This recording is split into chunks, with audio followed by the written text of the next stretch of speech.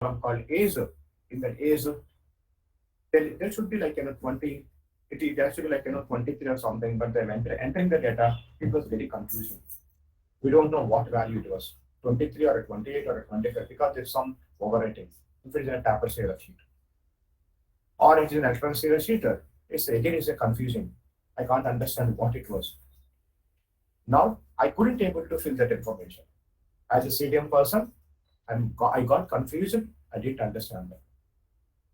Now, as soon as I didn't understand that one, in my system, I'm going to raise a ticket. And ఎప్పుడైనా ఒక error వచ్చిందనుకోండి వెంటనే మనం ఏం చేస్తామంటే ఎస్కలేట్ చేస్తాం అన్నమాట. That escalation is called raising a ticket. That means raising a flag. When you raise a flag, this flag will be get raised at the clinical site. And it can see the person who entered the data into the CRF sheet can see that flag. Now, by seeing the flag, you can understand where we have that confusion, and he's going to try to resolve it. And this whole process, when we have an error in the CRF sheet, how to raise a ticket? To raise a ticket, we are going to fill in an application form called DCF. That is called as a data clarification form. We raise a ticket called DCF. DCF means data clarification form. Now we send this DCF form to the clinical site. The person who is involved in that entering the data into the CRF sheet is going to look into that one, and he is going to resolve that one, and he will send back to again CDM. Now, as a CDM person, now I will enter the data again. Now, again coming to the data, whatever that age value. Initially, when I got that age, as I said, I confused whether it's 3 or 8. Now, I don't know what exactly it is. As I said, I'm going to, when I'm trying to enter this data into the database. Again, going back to the database design, how they're going to design a database? Who is going to design the database? Previously, only SQL programmers used to design a database. But nowadays, even the SAS programmers also involving to design a database. How we are going to design a database? We are going to design a database by taking CRF as a reference. Say, for example, according to my CRF sheet, according to my protocol, I should take only age, from 18 to 65. This is the rule that I have in my inclusion criteria. Okay. Now, while I'm designing my database, in the backend of the database, I will write a condition. What is the condition if you want to enter the data only from 18 to 65 in SAS? What is the condition you should write? So, for example, when you are entering the data in an online application, there's going to be certain mandatory fields. How they are going to design that mandatory field? They are going to put a star mark. If you didn't enter the data in that field, if you try to click on the submit, what you will get? You will get an error. You didn't fill so and so fields. How we are going to get that error immediately? In the backend, they will write a code. So they will write a code in such a way that you should not have a null value in that field. That means it should be greater than null value. In the backend, they will write a SQL code. In the same way, if I write a SAS code for that age field, what is the code I should write in the backend? Age greater than or equal to 18 and age less than or equal to 65. I will write that piece of code. I will embed my code in the backend of the database. Now, when you're trying to enter the data in that field, 16, will it take the 16? No. When you're trying to enter the 16, it will be red color. So you should not enter the data because what is the condition I have written in the backend? Greater than or equal to 18 and less than or equal to 65. If you try to enter 70 or 75, still it will not take that one because you have to give only between 18 to 65. So whatever the code that you are going to write in the backend, you are going to keep the code, and that code we call it as an edit checks. You understand what name? We call it as an edit checks. Nowadays, when you see any job profile in some of the job profiles, you can see, do you know how to do edit checks? Now there's going to be a field called sex. In the sex field, what data that you should enter? Either should enter capital M or you should enter capital M. If you enter any of these, then only it will take it. Otherwise, it won't take that. If you try to enter some other letter, you will get a red card because in the back end, they will write a code in such a way that it should be capital A for capital M. By writing a simple conditional statements in the back end, we design a database. Previously, people used to use only SQL, but nowadays they are using SAS as well. So if you are interested, you can also involve in the database design. So if you want to become a good database designer, you should understand the protocol. What is the information they're asking in the protocol and CRF sheet? Based on that only, we are going to design a database. Say for example, according to my inclusion criteria, I should take it as a phase 2 study. I should take only diabetic patients. When I'm taking the diabetic, since it's a phase 2, obviously the patient should have a diabetic condition. Now I have given a condition, the patient must have diabetic condition greater than or equal to 250, and it should be less than or equal to 450. I do not want to take anybody who has got the glucose level more than 450 also, I do not want to have. If you have such kind of test reports, if you have a lower limit and upper limit like this one, and these are called range checks.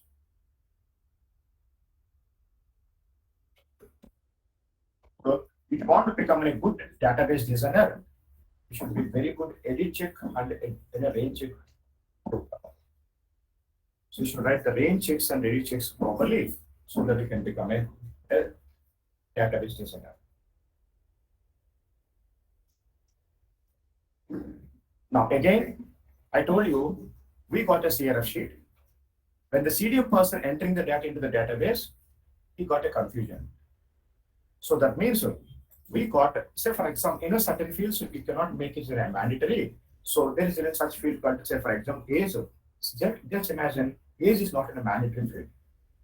But in inclusion criteria, we have strictly saying that the age should be between 18 to 16 months. But now the doctor feels that age in the CRF sheet has been 16. And we got the 16 into the CDM side. Now I'm trying to enter the CR 16. When I'm trying to enter the 16, it is given flag. When I have a flag, then I'm going to raise a ticket to the site by filling in a form called a TCS form.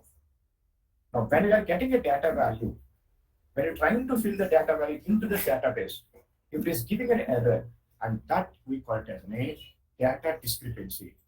You want to understand data discrepancy? You know what you mean by discrepancy? Abnormality or deviation from the personal. A mistake, an error, an abnormality. An error. So we call it as a data discrepancy. How we can define data discrepancy? A data point which is unable to cross the edit check. Now, children, age edit check entandi 18 to 65. But this, whatever the age value I'm getting from the CRF sheet, it is not passing my edit check. It is not couldn't able to cross my edit check. And such data value, we call it as a data discrepancy. A data value which is unable to pass the edit check is called data discrepancy.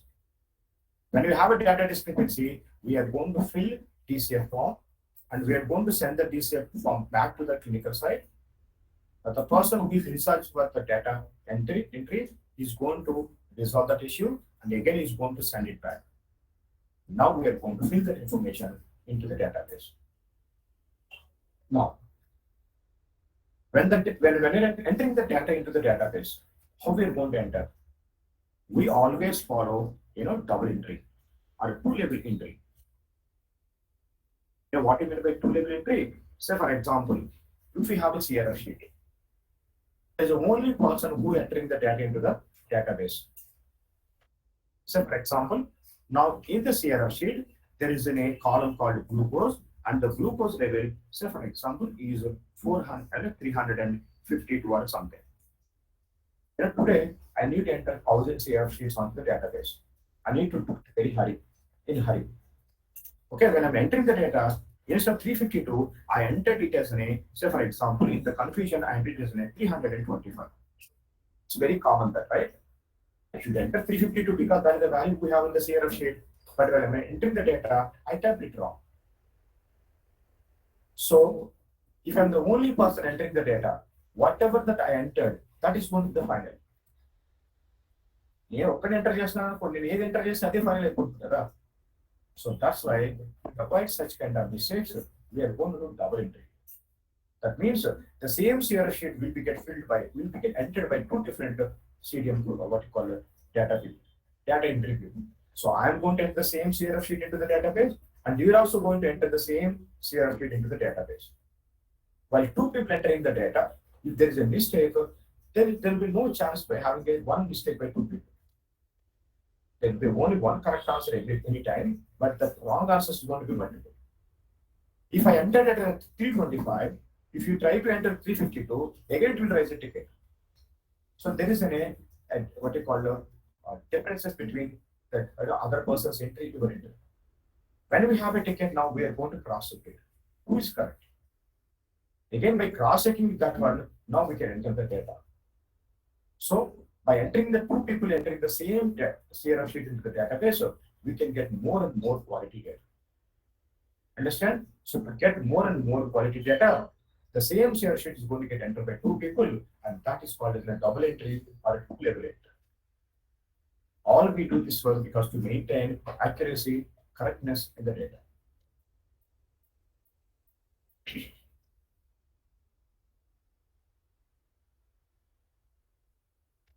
Now, this is how we are going to enter the data. Continuously, we are going to get the CRF sheets from the side. The CDM people will enter the data. After all the treatment got over, now the data manager who is in charge of the CDM, the database, is going to give a pre-notification, and I'm going to close this database on 25th of November. Anybody wants to enter the data by the time, please enter all the data. So he's going to give a notification pre-closure checklist. Now the CDM people and the clinical site people will come to know about that notification, and they will check if there's something is missing, and they're going to enter the data, everything they're going to enter into the database. Now, on 25th of November, the CDM manager, the data manager is going to check everything. If everything is completed on 25th of November, he is going to lock the database, and that we call it as a database lock. Once you lock the database, you should not reopen the database. Once you lock the database, you should not reopen that one. If you reopen the database after the locking, they're going to terminate the data manager who is in charge of that one, because that is a name. They will consider the name is a very improper and it is a crime.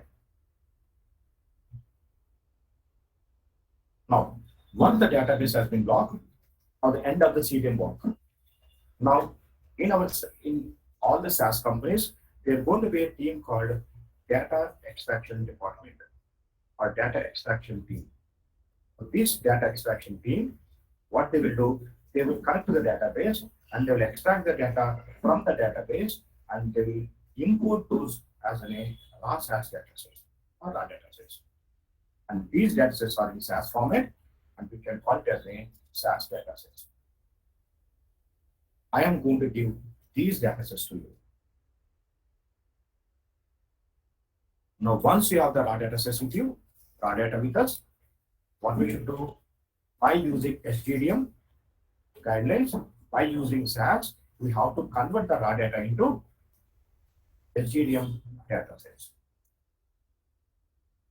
Once you convert the Sdtm datasets, the next team, Adam team, will convert the Sdtm datasets into Adam datasets. Now, there's going to be a third team, analysis team. Now, this analysis team, by using Adam datasets, they are going to do the data analysis.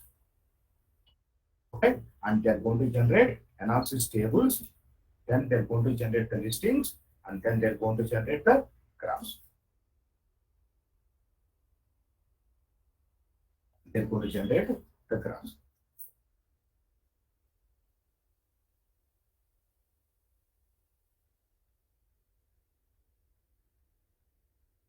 And once you generate the tables, listings, and the graphs, there is going to be a team called medical writing. What the medical writing team will do? By seeing that list tables, listings, and graphs, they will write the summary. You know, when any patient joins in hospital, if he spends 1 week or 10 days during the discharge time, what they will do? They will give a summary, right? That is called medical writing. So, how you joined? what they have done during the last 10 days, when you're discharging, what is our condition and what they have performed. They might have written a story, maybe 10 to 15 line story, and that is called a medical summary. They don't give you what all the medications they have done, they don't give you all that information. They're going to give you only the summary. In the same way, by seeing the tables, listings, and graphs, there is a person called biostatistician who has done PhD in the statistics. He is going to interpret the results and he is going to write the final writing, final summary. Now, the employee is going to look the summary, and to cross the summary, they are going to refer the Sdtm data sets, they are going to refer the Adam data sets, again, they are going to refer the tables and listings what you have created, and if they believe that everything looks good, that drug is promising, then they will give the permission. Understand this one? Now, as a SAS programmer, now we are going to start involving from here, and we are going to do all these concepts. Now, next 1 month, first we are going to discuss about Sdtm. After that, we are going to discuss about Adams, and then after that, we are going to discuss about tables, listings, and graphs. So, if you want to become a good Adam programmer, you should have a proper Sdtm skills. As I said, there are going to be certain positions who works only exclusively on Sdtm. If you want to become a good Sdtm programmer and Sdtm is enough, and after completion of Sdtm, you can apply for the job. Understand this, sir? So from tomorrow onwards, I'm going to start with Sdtm. So once we start with Sdtm, I'm going to provide you the raw data. In the class, I will explain, I will write a code for one project, but in our server, we have 5 to 6 studies. Okay. Once you listen to the class, once you practice that, whatever the study I'm taking in the class, once you practice it, that one, you can practice the remaining studies. In the real time, if you're keeping 3 years of experience, during the 3 years time, we are going to work on maybe 3 to 4 projects. So we have all the 3 to 4 projects in our server. If you practice all the 3 to 4 projects, you're going to get the experience equivalent to 3 to 4 years. Understand this one? So at least you should practice one project, and then it's up to you after that one, how many studies you want to practice, you can practice. Understand this one? So tomorrow, Yes, sir. I'm going to start with the test area. So, and I want to tell you one thing.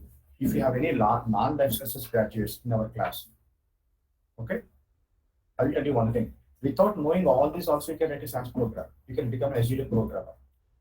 You don't need to know what is a clinical trial, what is phase 1, what is phase 2, or what is running phase, what is screening. Without knowing all this, also you can write a program. Okay, but if you know all these concepts, you can become a very good programmer because we know what is exactly happening. If you know something, if you know about that one, you won't commit the same mistake again. If you don't know, you'll commit the same mistake again and again. Okay? So, for example, I have 14 members in my team now. Out of 14 members, 6 are non-licensed graduates. They came from MCA, MBA, MSc Computer Science, MSc Chemistry, and even I have a BTech Computer Science students also. So, if you want to become a clinical SAS programmer, you don't need to have fundamentals or domain knowledge. Without knowing that this also, you can write a program. But if you know, you'll become a very good programmer. You can climb the ladder very fast because you know what is happening. You know why you are doing this one. If you don't know that, you don't know what you are doing, why you are doing this one. So if you stuck with that one, you can't understand. Understand? So again, if you want to learn the terminology, so first few days is going to be a little bit difficult, but I'm going to continuously repeating the same, control terminology. You will get familiar with after 3 to 4 days, and it's going to become easy. You don't need to understand so many things. There are going to be 50 to 20 terms. If you understand those 15 to 20 terms, that will be more than enough. I'm going to generalize it. I will let you know what are those terms. That will be more than enough. Understand? Don't keep in a block in our mind that I'm not a life sciences graduate. I may have to understand. I can't write this code like that. Okay, at the end of the day, everybody should write only SAS program. Only the data is going to be different. Okay, so if you want to write a program, you no need to know about the data. All you need to know what they want to have. Understand this one? Okay? Yes, sir. Give some time. If you are non-licensed, give some time. You will come to me about it. Okay? Okay, then in tomorrow's class, I'm going to start with Sdtm, and tomorrow we'll start by 7 o'clock. Please be on there by 7 o'clock so we can have a more time, 1.5 hour, so we can discuss more. Okay? From tomorrow it's going to be 7 o'clock. Yes? So where can we get this notes, sir? I will give you all the notes once we started the real, what you call SDM concepts. I will provide the document. I will let you know from where to where it should be. Okay? I'll give all the documents. I'll forward through WhatsApp. Okay? Okay. And even I tell you how to download from the internet also. Clear, everybody? Yes, sir. Sir, can you provide your contact number? Yes, sure. It's fine.